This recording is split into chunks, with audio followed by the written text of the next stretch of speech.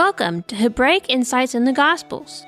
Join us every Sabbath on Zion Road Radio for a look at the life, deeds, and words of Yeshua Messiah and his followers from the Torah-centric Hebraic perspective they were originally lived and written in. Stand at the crossroads and look. Ask for the ancient paths. Ask where the good way is, and walk in it. And you find rest for your souls. You find rest for your souls.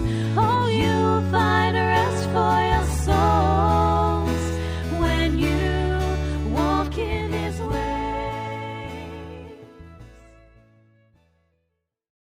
Today's program is about Mark chapter 6, verse 1 through verse 29. What are the two narratives that are used to define believers?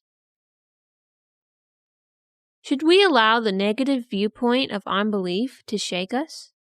Can we escape hostility if we're just nice enough? Which narrative should we focus on? Why is it so important to share what truth we can right now?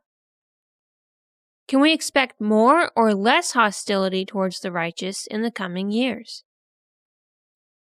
And how can we deal with hostility towards the righteous? Stay tuned through to the end of today's program for Eliyahu ben David's insight on these questions and more in Mark chapter 6, verse 1 through verse 29. And now, here's today's scripture portion. Mark chapter 6, verse 1 through verse 29. He, that is Yeshua, went out from there. He came into his own country, and his disciples followed him. When the Sabbath had come, he began to teach in the synagogue, and many hearing him were astonished, saying, "Where did this man get these things? And what is the wisdom that is given to this man, that such mighty works come about by his hands? Isn't this the carpenter, the son of Mary, and the brother of Jacob, Yossi, Judah, and Simon? Aren't his sisters here with us?" They were offended at him. Yeshua said to them, "A prophet is not without honor, except in his own country and among his own relatives and in his own house." He could do no mighty work there, except that he laid his hands on a few sick people and healed them. He marveled because of their unbelief. He went around the villages teaching. He called to himself the 12 and began to send them out 2 by 2, and he gave them authority over the unclean spirits. He commanded them that they should take nothing for their journey except a staff only. No bread, no wallet, no money in their purse, but to wear sandals and not put on 2 tunics. He said to them, "Wherever you enter into a house, stay there until you depart from there. Whoever will not receive you nor hear you, as you depart from there, shake off the dust that is under your feet for a testimony against them. Assuredly, I tell you, it will be more tolerable for Sodom and Gomorrah in the day of judgment than for that city." They went out and preached that people should repent. They cast out many demons and anointed many with oil who were sick and healed them. King Herod heard this, for his name, that is Yeshua, had become known, and he said, "John the Immerser has risen from the dead, and therefore these powers are at work in him." But others said, "He is Elijah." Others said, "He is a prophet, or like one of the prophets." But Herod, when he heard this, said, "This is John whom I beheaded. He is risen from the dead." For Herod himself had sent out and arrested John, and bound him in prison for the sake of Herodias, his brother Philip's wife, for he had married her. For John said to Herod, It is not legal for you to have your brother's wife." Herodias set herself against him and desired to kill him, but she couldn't, for Herod feared John, knowing that he was a righteous and holy man, and kept him safe. When he heard him, he did many things, and he heard him gladly. Then a convenient day came, that Herod on his birthday made a supper for his nobles, the high officers, and the chief men of Galilee. When the daughter of Herodias herself came in and danced, she pleased Herod and those sitting with him. The king said to the young lady, "Ask me whatever you want, and I will give it to you." He swore to her, "Whatever you shall ask of me, I will give you, up to half my kingdom." She went out and said to her mother, "What shall I ask?" She said, "The head of John the Immerser." She came in immediately with haste to the king and asked, "I want you to give to me right now the head of John the Immerser on a platter." The king was exceedingly sorry, but for the sake of his oaths and of his dinner guests, he didn't wish to refuse her. Immediately the king sent out a soldier of his guard and commanded to bring John's head, and he went and beheaded him in the prison, and brought his head on a platter, and gave it to the young lady, and the young lady gave it to her mother. When John's disciples heard this, they came and took up his corpse and laid it in a tomb. And now, here's some insight from Eliyahu ben David on that portion. Stand at the crossroads and look. Ask for the ancient paths. Ask where the good way is, and walk in it, and you find rest for your souls. You find rest for your souls. Oh, you find rest for your souls when you walk in His ways. Shalom, everybody. We're looking at a subject that is a little unpleasant, but yet is something we do need to talk about. It's hostility toward the righteous. And in fact, we're living in a time where this is something that is growing. In Mark chapter 6, verse 1 through 29, we see a lot here where YESHUA, Messiah, was experiencing hostility as well as other righteous people. And there's a lot that we can learn from this section of Scripture. So we're going to get right into this tonight, this matter of hostility toward the righteous, and kind of see what this means for us today. We're not going to go into all of this, but I want to look at the part here where YESHUA returned to his own country, to Nazareth, in the area of Nazareth. And we know his family was there. And we've seen earlier in Mark that his family was supportive of him. But of course, then he had extended family there in Nazareth and other people who knew him. And that's really who this is talking about. So we heard how he went into the synagogue on the Sabbath and shared the word at the synagogue. And here it tells us the reaction of these people who were his neighbors, these people that had known him as he was growing up. It says, many hearing him were astonished, saying, "Where did this man get these things? And what is the wisdom that is given to this man, that such mighty works come about by his hands? Isn't this the carpenter?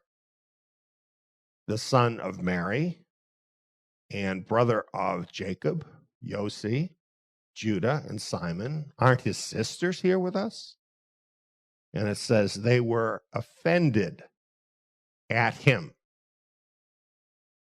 Obviously, he was too uppity for all of his neighbors and friends.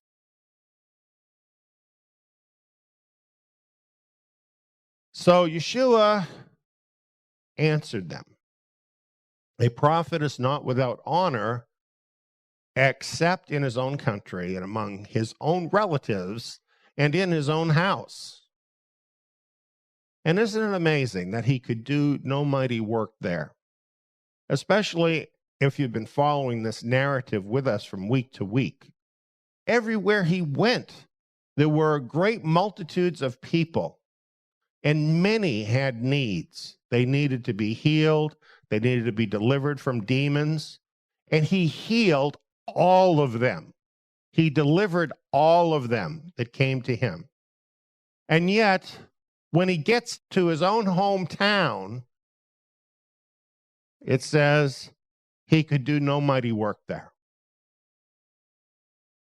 Now, isn't this amazing? There's something that can keep Messiah, the Son of God, from being able to do any mighty works. Have you ever thought of that? Isn't that kind of staggering? Unbelief has that effect. When people do not believe, he can do no mighty works for them. That's what happened there in Nazareth. Apparently, there were a few people who had faith, and he healed them. But other than that, nothing. And the verse says, he marveled because of their unbelief. It's like he was astonished, right? Not in a good way. So let's look at this a little closer. Let's look at what he said. A prophet is not without honor except in his own country and among his own relatives and in his own house. Now, this isn't just true of a prophet. This is also true of really any real disciple of Yeshua Messiah, because in a very real way, every single one of them is a prophet because they're speaking on behalf of a prophet, Yeshua Messiah. And something that we can learn here is that there are really two narratives that define every righteous person.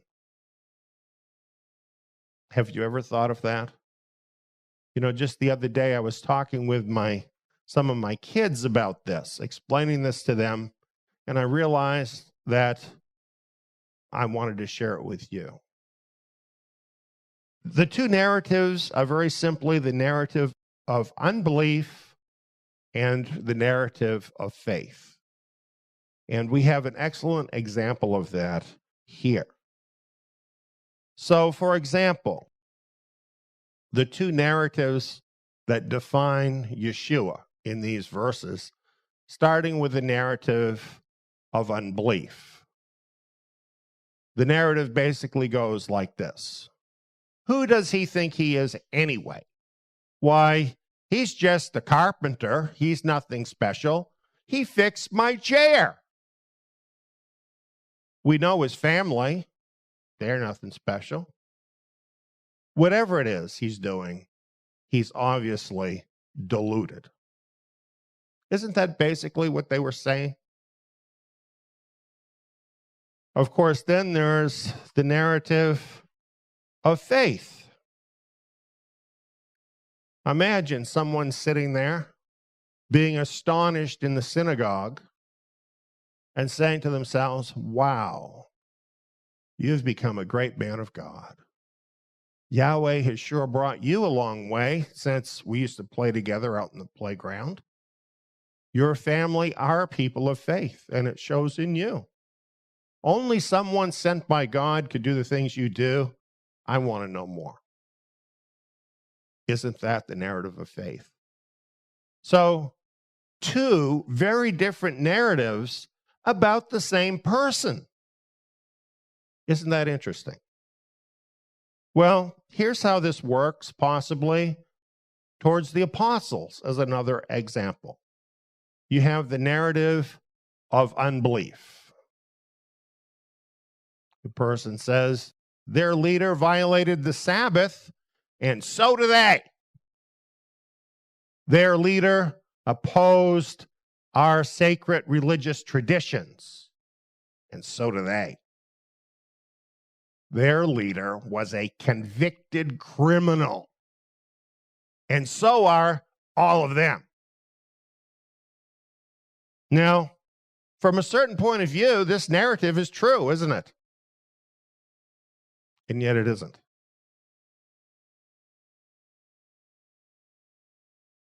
Here's the narrative of faith. Their leader did good deeds on the Sabbath, and so have they.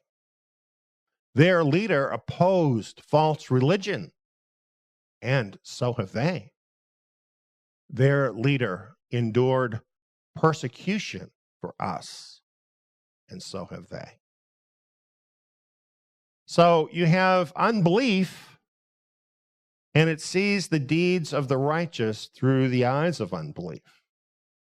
And so therefore produces a narrative that's very negative because of unbelief. Whereas faith sees exactly the same deeds, but through eyes of faith, and instead comes up with an entirely different story, a story of faith. And really, what can you do about that? What could Messiah do about that when that happened in his hometown?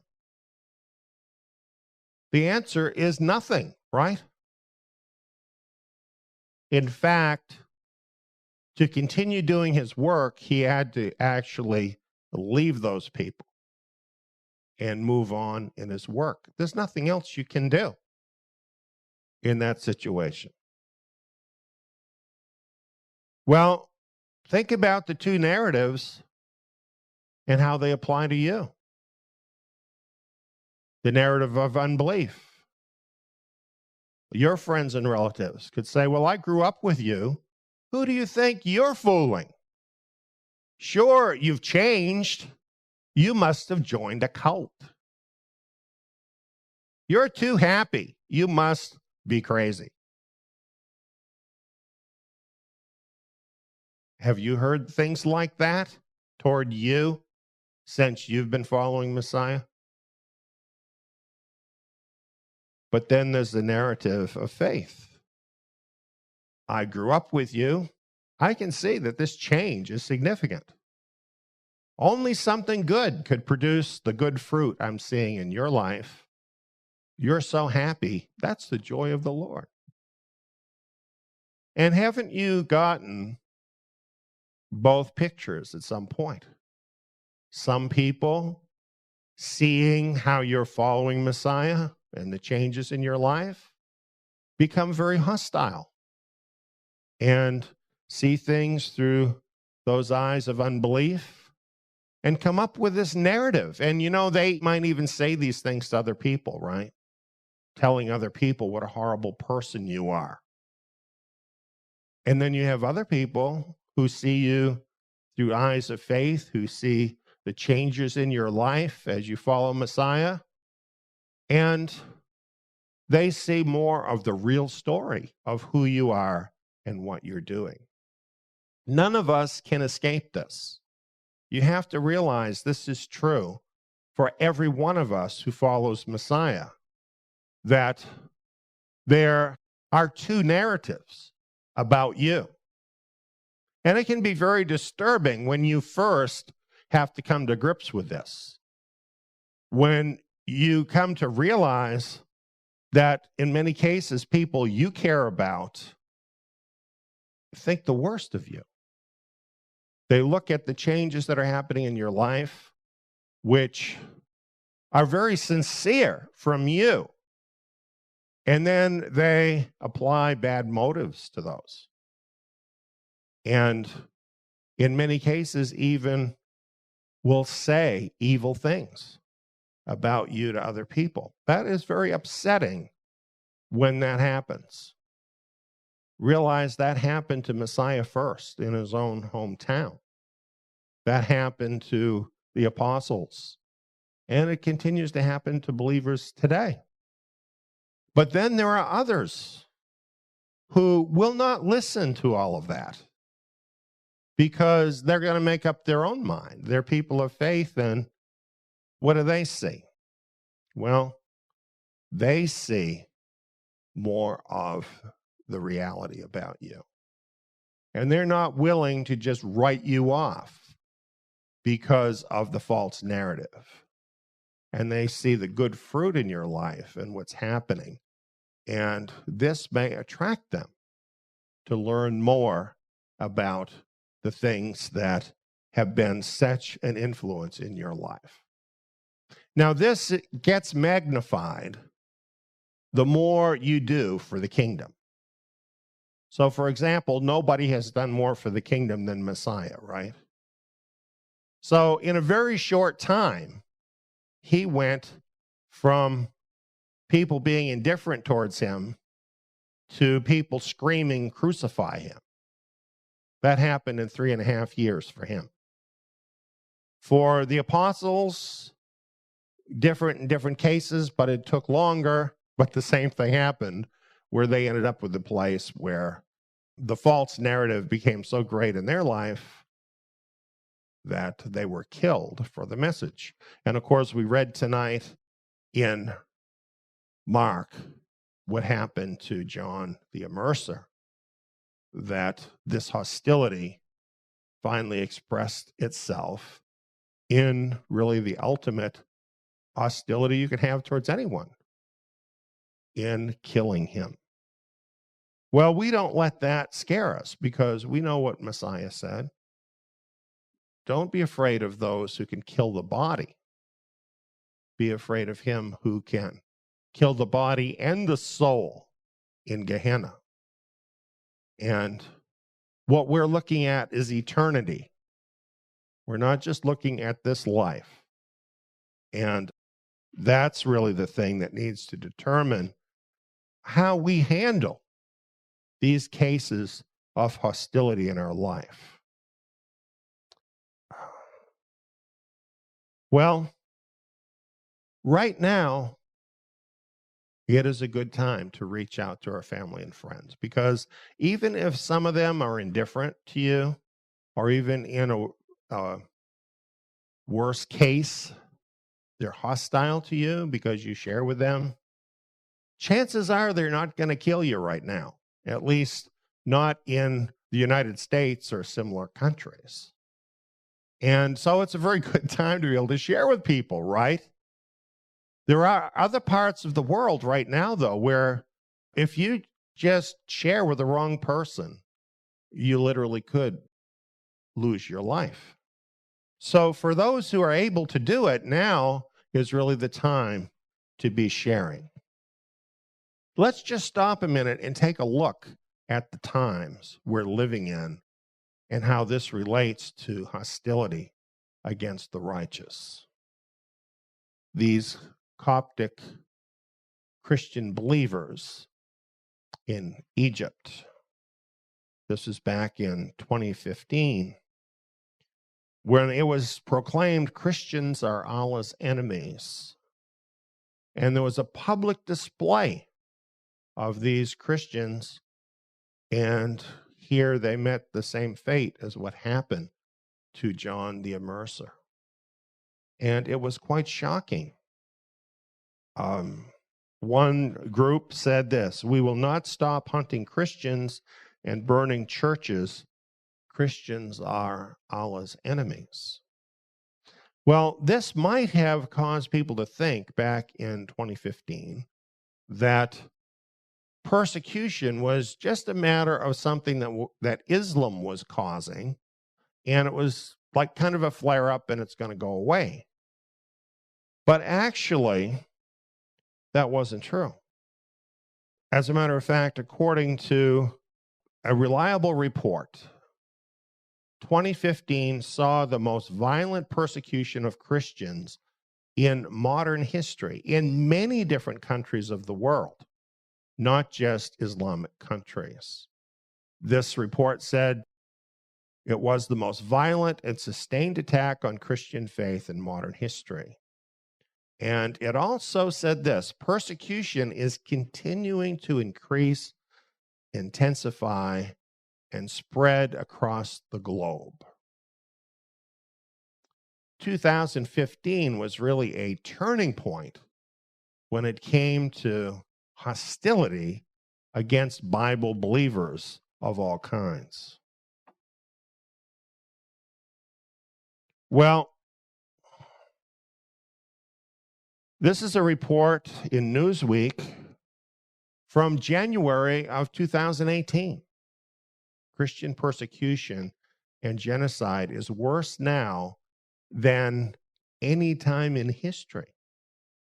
So this is how much things have escalated since 2015. And when you say persecution worse than any time in history, that is a very big statement. But you know, it's very true. Now, we talked about the Middle East, for example.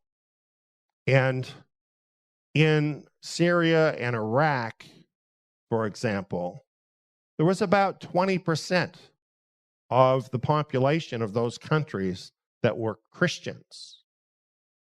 And many of these Christian groups went back as far as from the first few centuries, and they've been there in that area ever since.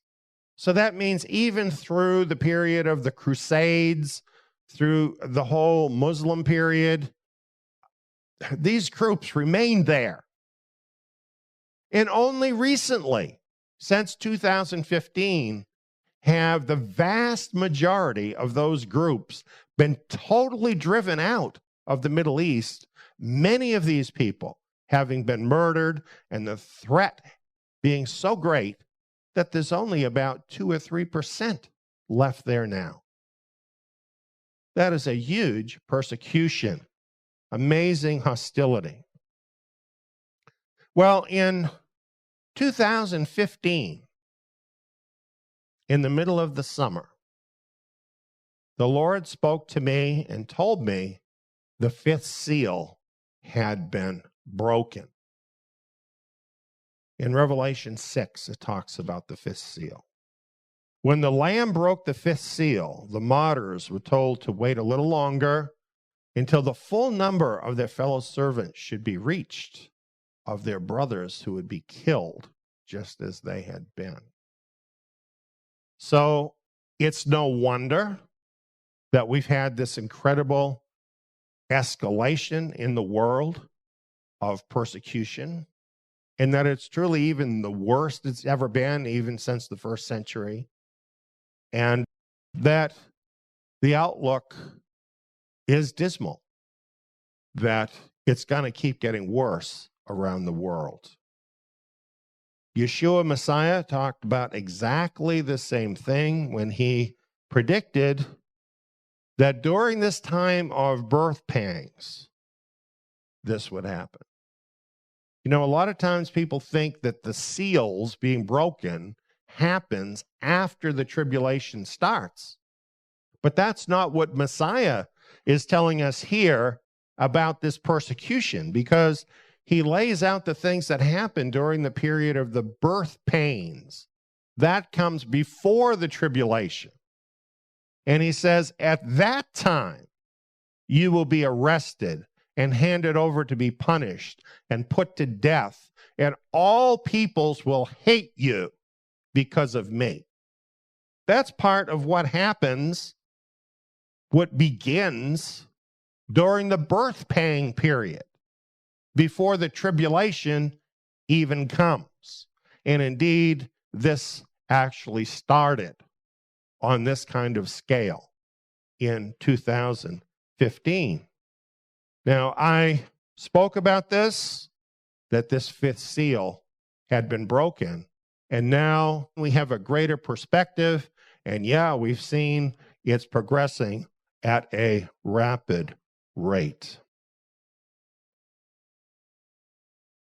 Well, what is going to happen from where we're at now, from this growing hostility that is going on in the world, that we're feeling to a greater or lesser extent right now, depending on where we live, but it's intensifying everywhere. This hostility is intensifying everywhere. Well, in Matthew 24:10, Messiah follows up with what he's saying. And he says, at that time, many will be trapped into betraying and hating each other. Many false prophets will appear and fool many people. And many people's love will grow cold because of increased distance from Torah.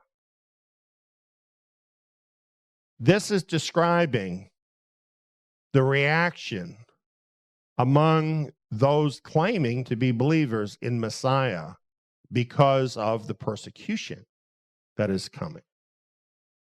Many will be trapped into betraying and hating each other. In other words, it's kind of like what happens when you have a prosecutor who is wanting to get at certain people. He will try and locate others around them and scare them into giving up the person he's after, right? We're going to throw you in prison. You're going to go in prison. You're going to go to jail just like this person.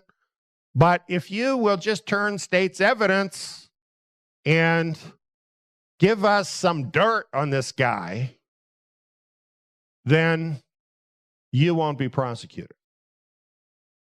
So fear goes to work, and fear brings unbelief. Then the narrative of unbelief starts coming forward in the person's mind. And pretty soon they're singing a song, right? And incriminating innocent believers. That's the sort of thing Messiah says is going to be happening as a result of the persecution. Many false prophets will appear and fool many people. Well, who are these people? These are the believers, the leaders who say, oh, well, you need to obey what these other people are telling you. You need to stop being so strong in your opinions. You need to be more accepting of those things that the Bible talks against. We're living in a different time now. We need to think about things differently. And really, this kind of talk, these kind of false prophets can lead you away from the Torah. And as it brings out here in verse 12, many people's love will grow cold because of increased distance from the Torah. Many believers right now have no respect for the commandments. They have no respect for the Torah. And they don't know what it says. So they don't have a solid foundation for how to believe or how to act. And what this is telling us is this is going to get even worse. And the divide between those who keep the commandments and those believers who don't keep the commandments is going to get wider. The distance is going to get greater, and it's going to contribute to all of this. So it's kind of a scary thing to talk about, but these are the last days, and I think we need to understand where things are headed and why we need to be serious about our faith, that it's not something we can just take for granted with the things coming down the pike. Well, let's put this in perspective. We're talking about the fifth seal being open in 2015. The reason it's the fifth seal is because in 2008, The first 4 seals were all opened in the same year, very rapidly, with the release of the 4 horsemen into the world. And my Revelation series of radio programs that were put out during the spring and summer of 2008 explained about all of these horsemen. And just as a little refresher, what we said was going to happen at that time, we had the white horse rider going forth with the end time message to make the way for the coming of Messiah. We had the red horse, which is warfare and death, and includes modern scientific methods of warfare, such as weather wars. And we've seen that develop dramatically in the time since 2008. We had the black horse rider, which represents global economic crisis. And that's exactly the term that was used in the summer of 2008, just a short time, a few months before global economic crisis actually broke out throughout the globe, and really has had effects ever since. And then, of course, we have the pale horse rider, which was revealed as the force behind the destruction that would be coming in the Middle East. We were not disappointed here either, because look at what has happened in the Middle East since 2008, right? We had wars. As a matter of fact, in 2008, the globalists actually brought young people from Arab countries to the United States, trained them in the use of Google, Facebook, and other similar kinds of modern technology, trained them in terrorist tactics and subversive tactics, and sent them forth to bring about what came to be called the Arab Spring, which overturned countries throughout the Middle East, brought in a time of tremendous stress and upheaval. Whole countries were overturned, brought in tremendous wars, such as in Libya, Syria, Iraq, and other places. Literally, hundreds of thousands, if not millions of people have been killed in the Middle East since 2008, and many millions driven out of their homes and driven away. And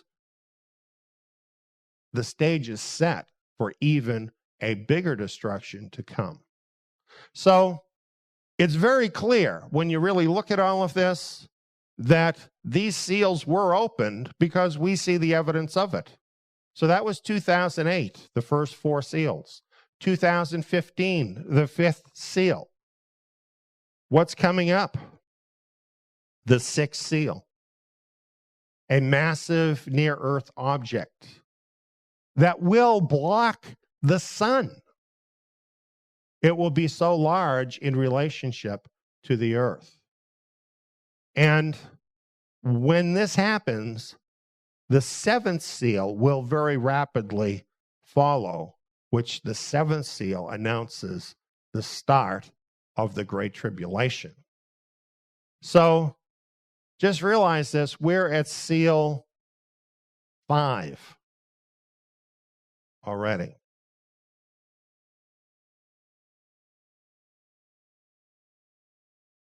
Here's what the scriptures tell us about this period of time. This is in Luke 21. It says to us believers, be watchful all the time. praying that you may be counted worthy to escape all these things. What does it mean to escape? How do you escape? You see, if you don't really know the Torah, you're not going to know how to escape, because it's the Torah that lays the basis for the place of escape. If you understand the Torah, if you understand the covenant with Abraham, if you understand Yahweh's promises towards Israel, you will understand that in the last days, the remnant of Israel will return to the land in the second Exodus. And there is where the place of escape will be carved out. So that while these very serious consequences are coming about in the world, including this increased hostility of the fifth seal against believers, the remnant of Israel will have a place of escape. And that's what it's actually talking about here in Luke, where it says, praying that you may be counted worthy to escape. Not everybody is worthy. They may be a believer. They may be saved. But if they don't put the effort, if they don't put the prayer, if they don't put the seeking after the truth in the place it should have in their life, then they're going to be found unworthy of the second Exodus, because they're not going to know a thing about it. And then it's going to be a lot harder for them. I'm not saying they're not going to be able to make it. That's not up to me to say. But I am going to say, if you want to escape, you need to pay attention to what Yahweh is saying to his remnant regarding the second Exodus in these last days. This is ultimately what we need to do to deal with this growing hostility toward the righteous in the world. When you walk in his ways.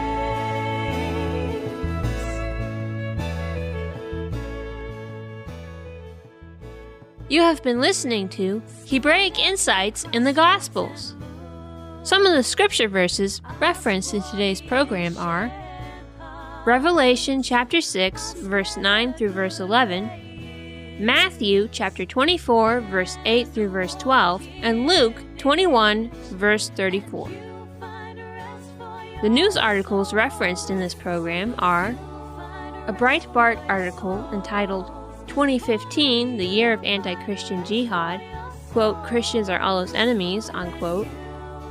Another Breitbart article entitled Report 2015 saw most violent persecution of Christians in modern history, and a Newsweek article entitled Christian persecution and genocide is worse now than, quote, any time in history, unquote, report says. Further teachings and study materials on the fifth seal, the sixth seal, the seventh seal, the book of Revelation, end-time prophecy, the Torah, the remnant of Israel, escape in these last days, Messiah Yeshua, John the Immerser, sharing the good news, and the disciples, along with many other related topics, can be found at our membership site, Zion Tabernacle. Sign up is free. Just go to zion.net. That's TSIYON.NET.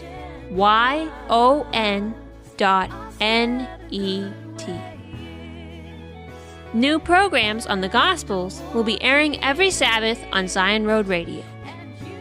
Tune in next Shabbat to learn more from Hebraic Insights in the Gospels. Shabbat Shalom! Only you'll find rest for your souls when you walk in his ways.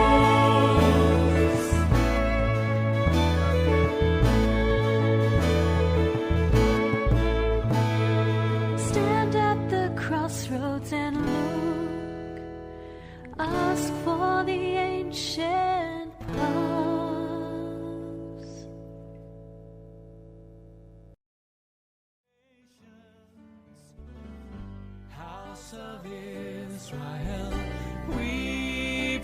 for joy. I brought you out of the nations.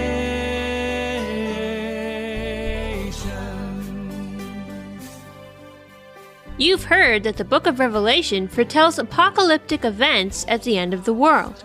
You've heard about the Antichrist and the mark of the beast. You may have even heard Eliyahu ben David's programs on Revelation or read his book entitled Announcing Judgment Day. But do you know what the book of Daniel foretells about the last days? Are you aware of the current events that are reshaping the world closer and closer to the one-world government described in biblical prophecy? Eliyahu's Daniel Seminar includes new revelation from Daniel that has been sealed for nearly 2.5 millennia. Join us as a free member on our community site, Zion Tabernacle, for access to our free 8-part video seminar entitled Beasts of Daniel Surfacing. To see what other free resources you'll get as a Zion Tabernacle member, go to zion.org and click Join Us in the menu bar. That's TSIYON.org.